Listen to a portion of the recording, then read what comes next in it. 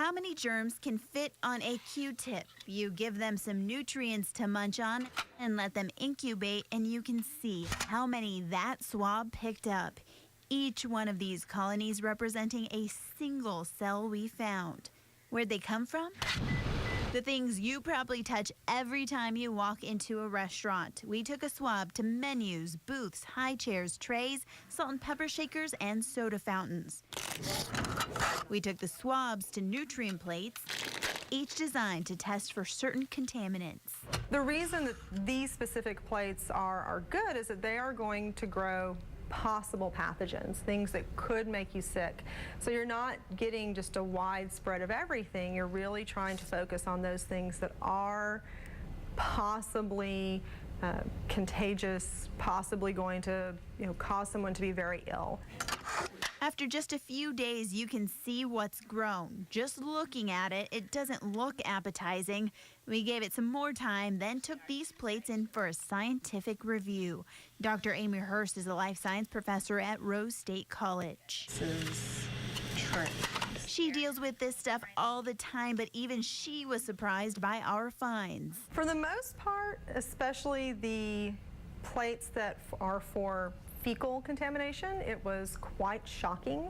So after all those tests, how did all of the items stack up? Salt and pepper shakers were good. The menus weren't too bad. Everything else was very interesting. Our tests found E. coli, salmonella, strep, and staph. There's a lot of fecal contaminant on the booths and the high chairs. Those were the two most startling locations. The booths at the 3 restaurants we tested were gross. The dark side of these plates test for fecal contamination.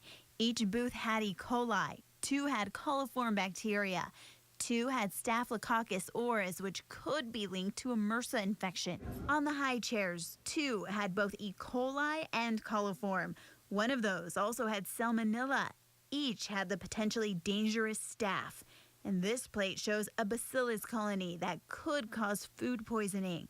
That doesn't mean sitting in these booths or high chairs would get you sick. But it could. And as soon as you have that chance in there, it's somewhat concerning. As for everything else, fast food trays were filled with germs, fecal contaminants, staph on one, strep on the other.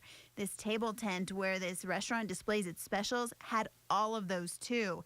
And one menu did have a small amount of E. coli. And soda fountains. Not bad. Not bad. Dr. Hurst says this is an eye-opener that you should be aware of your surroundings. Don't have that security that just because you're doing everything right and washing your hands, that doesn't mean that the place where you're eating or the people that were there before you have done that. Any other, I guess, takeaways from this? Eat at home.